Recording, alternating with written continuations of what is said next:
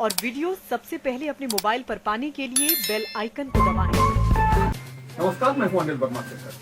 आप देख रहे हैं आई विटनेस लाइव न्यूज यूपी। देखते हैं एक पूरी रिपोर्ट। आज ये मानना पड़ेगा कि पूरे भारतवर्ष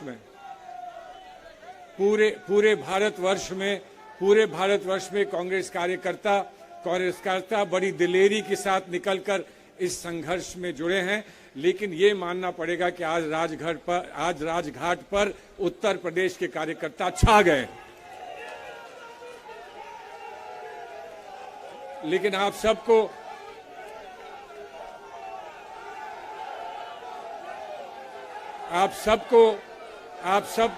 घर लौटकर अपने प्रांत में उत्तर प्रदेश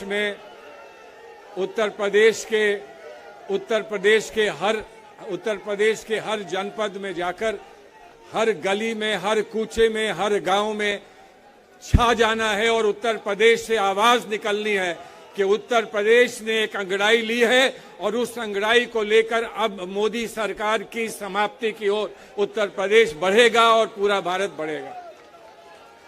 आप लोगों से संक्षिप्त में दो बातें कहना चाहता हूं। हमारे सामने दो चुनौतियां हैं।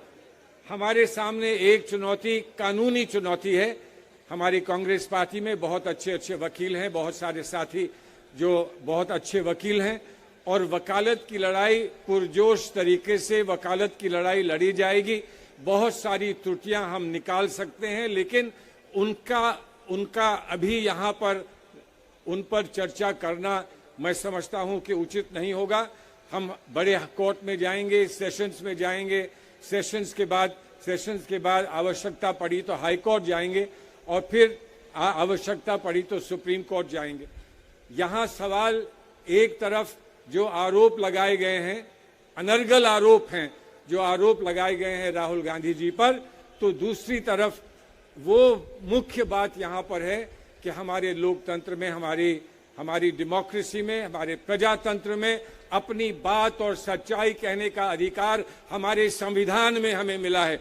और कोई कानून अगर संविधान की उस आदर्श को कहीं कम करता है, फीका करता है, तो वो कानून भी संविधान के सामने खड़ा नहीं रह पाएगा। और इसकी लड़ाई हम सुप्रीम कोर्ट तक लड़ेंगे और इस बात को हम पूरा करेंगे। लेकिन दूसरी लड़ाई हमारी सड़कों पर है, दूसरी लड़ाई हमारी वहां पर है जहां हमें लोगों का मन जीतना है। मन और मस्तिष्क जीतकर हमें उत्तर प्रदेश से और भारत के हर प्रांत से हमें एक आवाज उठानी है कि लोकतंत्र का क्या मतलब है।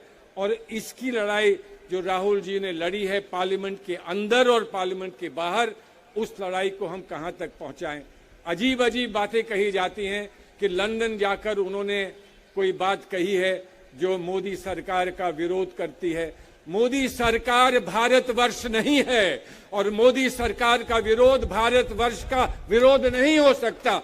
मैं तो यहां तक मानता हूं कि मोदी सरकार का विरोध करना भारत के साथ खड़े होकर भारत का समर्थन करना है और भारत को और मजबूत करना है। ये भी कर्तव्य हमारा है और ये भी दायित्व हमारा है। हमारा अधिकार भी है और दायित्व भी है। आज हमारी लड़ाई अधिकार और दायित्व के लिए, दोनों के लिए हमारी लड़ाई है।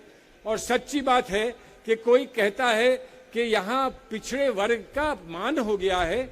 अरे पिछड़े वर्ग का अपमान वो पार्टी करेगी, वो नेता करेंगे जिन्होंने पिछड़े वर्ग को 50% की भागीदारी हमारी पार्टी के ऑर्गेनाइजेशन में देने की बात करी।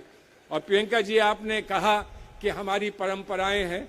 सच्ची बात तो ये है, हमारे देश की परंपराओं में रमजान भी एक परंपरा है और रमजान के मौके पर जो आतंक किया जाता है उसका जवाब भी कहीं दिया जाएगा। लोग रोजा रखकर तपस्या करते हैं, इबादत करते हैं रोजा रखकर। मैं ये कह रहा हूं, अगर किसी ने जबरदस्ती आज पार्लियामेंट से रोजा रखा दिया राहुल गांधी जी को, तो ये भी उनकी तपस्या का एक और गुण है, ये भी उनकी इबादत का एक और गुण है और उसमें हम सब जुड़े हैं। ये एक बहुत पवित्र, आज हम किस युग में हैं, आज किस स्थान पर हैं, एक तरफ नवरात्र है, एक तरफ रमजान है। भारत में गंगा जमनी तहजीब का और उदाहरण इससे और बड़ा क्या होगा कि एक तरफ रमजान और एक तरफ नवरात्र, और रमजान और नवरात्र में हम सब यहाँ बैठे हैं और कितने ही लोग आज उपवास में हैं। इसलिए उपवास में हैं कि उनके मन की भावना ये कहती है कि हमारी आस्था से हम जुड़े हैं। जहाँ एक आस्था हमारे धर्म की आस्था है, वहाँ एक धर्म और है, एक आस्था और है, और वो कांग्रेस पार्टी को लेकर भी हम यहाँ एकत्रित हुए हैं। महात्मा गांधी ने हमारे लिए जो कुर्बानियाँ दी हैं, हमारी कुर्बानी जो हमारे उन शहीदों ने दी हैं, जिन शहीदों की राह पर चलकर हम वहाँ पहुँचे जहाँ आज हम हैं, और जो भारत में जो कुछ हुआ, भारत में ये माना जाए कि वो मोदी जी ने ही कहा किया, तो मैं समझता हूँ कि हम ना भारत को समझे, ना भारत की गतिविधियों को समझे, ना हम पीढ़ी दर पीढ़ी भारत में कुर्बानी देने वालों को समझे हैं। सच कहते हैं, वहाँ एक बोर्ड लगा है, कहता है Modi ji we are proud of you, लेकिन हम यहाँ से जीवित आवाज में कहते हैं कांग्रेस कार्यकर्ता we are proud of you. हम आप पे गर्व करते हैं, हम आप पे गर्व करते हैं, उम्मीद करते हैं, विश्वास करते हैं कि हम आगे बढ़ेंगे, हम लोग एक साथ बढ़ेंगे।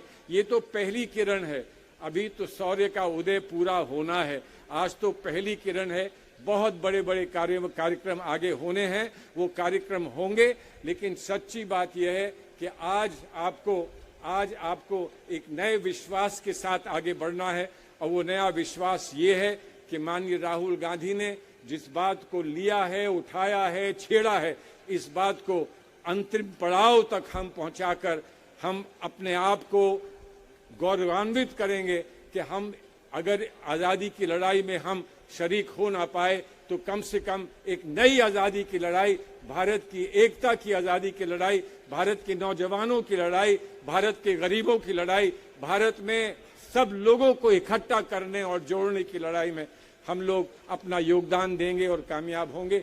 आइए मेरे दोस्तों, मेरे भाइयों, मेरे साथ कह दीजिए, हम होंगे, हम होंगे, हम होंगे। जय हिंद, जय कांग्रेस।